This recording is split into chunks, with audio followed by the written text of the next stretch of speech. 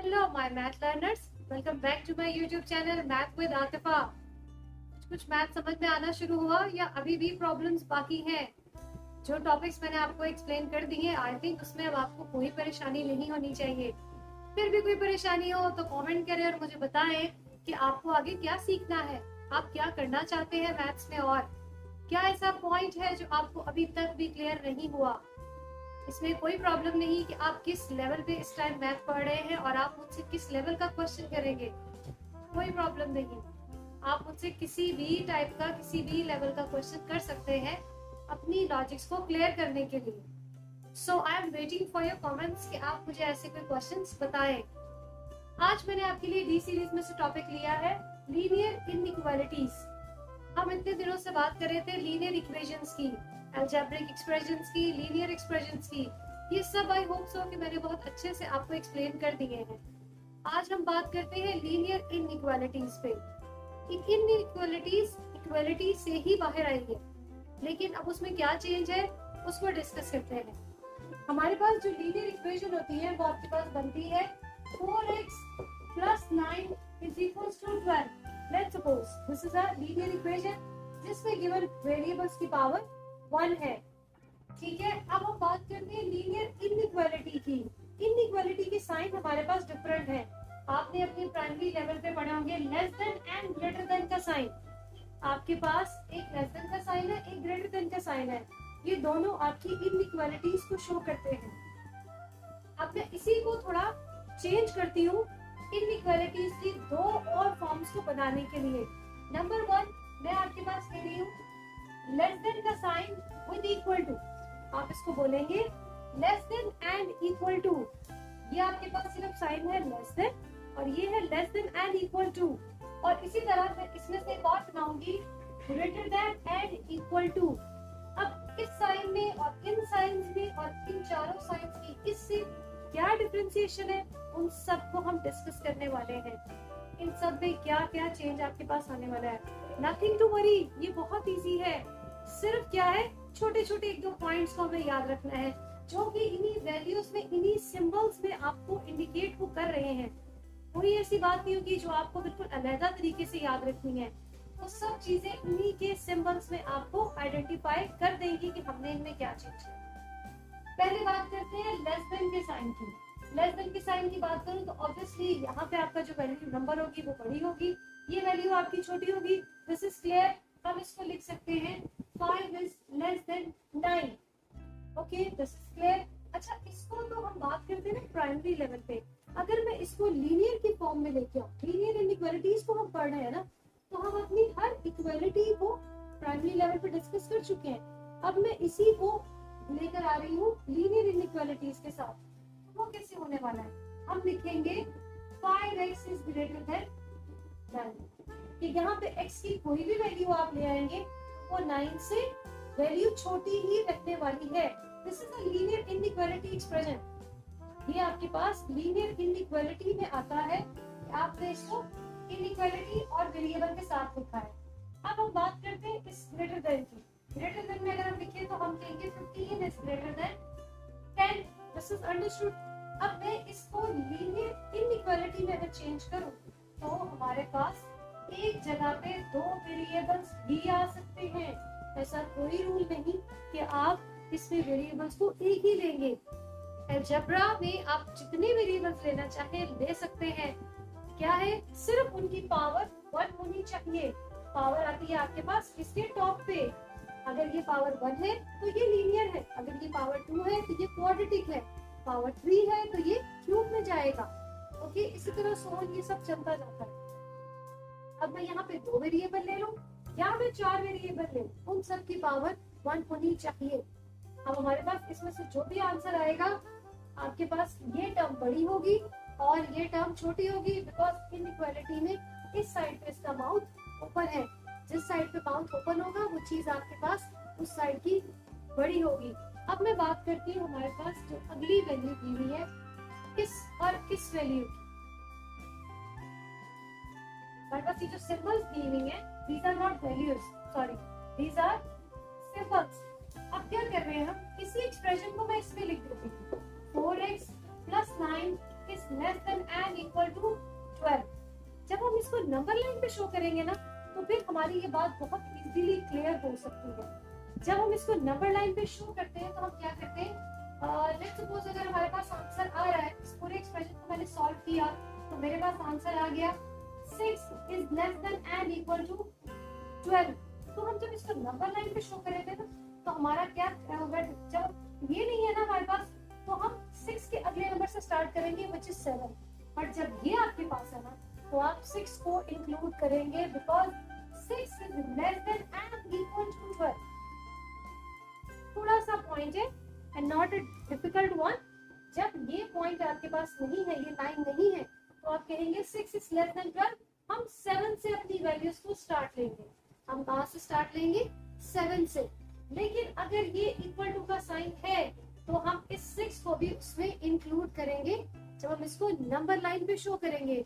ये जो इनइक्वालिटीज है ये नंबर लाइन पे इनकी प्रेजेंटेशन बहुत अच्छी होती है और वहां से ये बहुत इजीली समझ में आते हैं कि हम किस तरीके से अपने नंबर्स को प्रेजेंट कर रहे हैं। अब मैं बात करती हूँ दूसरी inequality, last one. Let's suppose 15 is greater than and equal to 5। ठीक है, जब हम इसको नंबर लाइन पे शो करेंगे तो हम 5 को भी उसी नंबर लाइन पे इंक्लूड करेंगे। मैं आपको ये करके दिखाती हूँ। 0 1 2 3 4 5 6 7 8 9 10 11 12 13 14 and 15 और आपके पास ये अप टू 16 चलता जा रहा है। ये जो एरो है ना, ये एरो इंडिकेट कर रहा है कि this is going so on. अगर आप ये एरो नहीं डालेंगे और इसको यहाँ पे खत्म कर देंगे, इट मींस आपका पॉइंट यहाँ पे खत्म है। जबकि हमारी number line never be stop, number line चलती ही जाती है। So all the time you have to put the arrow sign from the starting and from the ending. ये 0 से इस साइड पे आपके पास माइनस की सारी वैल्यूज आती हैं। So 0 is not the last term या not the starting term। हमारे पास इस साइड पे सारी वैल्यूज आ रही हैं, -1 -2 -3 up to so on। ये जो up to so on का वर्ड है ना, मैथ्स में हम इस तरीके से रिप्रेजेंट करते हैं। Okay, let's clear now. अब है 15 is greater than 5। हम क्या करेंगे, 5 से लेके 15 तक के सारे नंबर्स को इंक्लूड कर देंगे, 5 से 15 तक। अब इसमें up to so on नहीं आएगा, make it very clear, इसमें up to so on नहीं आएगा। There is a dot which is given you starting or ending boundaries। Okay? जब आप इन बाउंड्रीज को डिफाइन करेंगे तो आप अपने एक्सप्रेशन को वहां पे शो कर रहे हैं, लीनियर इनइक्वालिटीज को वहां पे शो कर रहे हैं। तो हम क्या लेंगे यहाँ से, अच्छा इसमें 5 और 15 दोनों इंक्लूड है इस इक्वल साइन की वजह से। और अगर हमारे पास एक इक्वालिटी होती है 15 is greater than 5 तो हम 5 को नहीं लेते, हम फिर स्टार्ट करते 6 से। माइनर सा डिफरेंस है एंड इट्स वेरी इजी। ये माइनर सा डिफरेंस सिर्फ एक पॉइंट के लिए है। जब इक्वल का साइन है तो take that number also, but equal का साइन नहीं है तो हम उस नंबर को इंक्लूड नहीं करेंगे। अच्छा, इसमें जो वैल्यू आएगी वो दोनों साइड की आएगी। आप सिर्फ ये नहीं करेंगे यहाँ से 5 लेंगे इनइक्वालिटी की वजह से, आप यहाँ से 15 भी लेंगे इनइक्वालिटी की वजह से। जब ये नहीं है तो आप ना 5 लेंगे ना 15 लेंगे, आप 14 में इसको खत्म करेंगे। I think it's clear now कि ये आपके पास जो चीजें हैं इन सब के बहुत छोटे छोटे ऐसे पॉइंट्स हैं कि जो हमने शो करके डिफरेंशिएशन क्रिएट करनी है इन चारों इनइक्वालिटीज में। अब हम कुछ क्वेश्चंस को सॉल्व करते हैं। ये तो सब मेरे रैंडम फिगर्स नहीं है ना, अगर हम क्वेश्चंस को सॉल्व करते हैं तो फिर आपको और ज्यादा क्लियर हो जाएगा कि हमें किस तरीके से इनको मैथमेटिक्स में हमें इसको प्रेजेंटेशन देनी है नंबर लाइन पे, linear inequalities. I took a question of a linear inequality from D series, the page number 129। Okay, start करते हैं अपने क्वेश्चन को। अच्छा, लीनियर इनइक्वालिटीज को सॉल्व करना और लीनियर इक्वेशंस को सॉल्व करना both are same, nothing different. आपने बिल्कुल वैसे ही अपने ऑपरेशंस को परफॉर्म करना है कि हमें दोनों साइड पे एक ही चीज को अगर मल्टीप्लाई करवाना है तो हमें दोनों साइड पे ही करवाना है। ये नहीं कर सकते कि हम एक साइड पे करवा दें और दूसरी साइड पे नहीं करवाएं। बिल्कुल उसी तरीके से आप इसको डील करेंगे क्वेश्चन को कि हमें इस x को सेपरेट करना है, बिकॉज हमें x की वैल्यू फाइंड आउट होगी तो हम उसको इनइक्वालिटी को नंबर लाइन पे शो करें। तो अब x को सेपरेट करने के लिए हम क्या करेंगे, दोनों साइड से 4 से डिवाइड करेंगे ताकि इस साइड से ये 4 खत्म हो जाए। लीनियर इनइक्वालिटी का साइन बिल्कुल भी चेंज नहीं होगा, वो एज इट इज चलता जाएगा, उसको कुछ नहीं चेंज करना। 4 से cancel, x is greater and equal to 62/4। 62/4 में 2 के डिवाइड कट करते हैं, 2 2 4, 2 3 6 and 2 1 2। So x is greater than and equal to, that सिर्फ करना ही आना चाहिए, पढ़ना भी आना चाहिए। तो आप इसे कैसे पढ़ेंगे, x is greater than and equal to 31/2। अब this is the proper fraction, this is the proper fraction। हम इसको मिक्स नंबर्स पे कन्वर्ट करेंगे ताकि हमें नंबर लाइन पे शो करने में, और हम कर रहे हैं इसको 31 को 2 पे डिवाइड करना। 2 पे डिवाइड करेंगे, 2 1 2, then 11, 2 5 10 and then 1, और इसको हम मिक्स नंबर्स में लिखेंगे 15 1/2। अब हमने इसको शो करना है नंबर लाइन पे, तो आइए देखते हैं कि इसको नंबर लाइन पे किस तरीके से हम प्रेजेंट करने वाले हैं। इस वैल्यू को हम नंबर लाइन पे शो करेंगे, so it's up to so on जाता जा रहा है, और हम स्टार्ट ले रहे हैं 0 से। इसके पीछे नेगेटिव वैल्यूज है, फिलहाल हमें उनकी जरूरत नहीं है बिकॉज हमारी जो वैल्यू गिवन है वो पॉजिटिव है। अच्छा, ये आपके पास है whole number 15 as a whole number, so हमें 15 नंबर्स तक तो जाना है। 1 2 3 4 5 6 7 8 9 10 11 12 13 14, ओके, ये लाइन अभी हमारी और आगे जा रही है, 15 एंड देन 16 एंड देन 17। अच्छा, हमें शो करना है 15 एंड देन हाफ, तो 15 और 16। अच्छा, इस नंबर लाइन को आप इसी तरीके से अपने एग्जाम में भी बना सकते हैं, नथिंग डिफरेंट कि आपको वहाँ पे बहुत सेम इंचेस और अंदर स्मॉलर लाइंस भी लगानी है, नो प्रॉब्लम। आप इसको विद इक्वल सेम गैप आप इसको इसी तरीके से अपने पेपर पे भी शो कर सकते हैं। आपको उसके लिए कोई मार्जिन और कोई डिफरेंट इतना चाहिए नहीं कि आप इसमें स्मॉल लाइन्स को भी रिप्रेजेंट करें।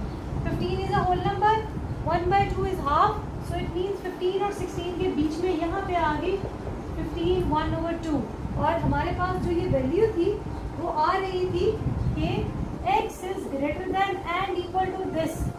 तो 15 से बड़ी वैल्यूज कौन सी होंगी, हमारे पास जो x वैल्यू है this is greater then of 15, so it means जो आपके पास x आ रहा है वो इधर का आ रहा है, उसने सारी वो वैल्यूज ली है जो 15 से बड़ी है, 15 से छोटी वैल्यूज नहीं ले रहे।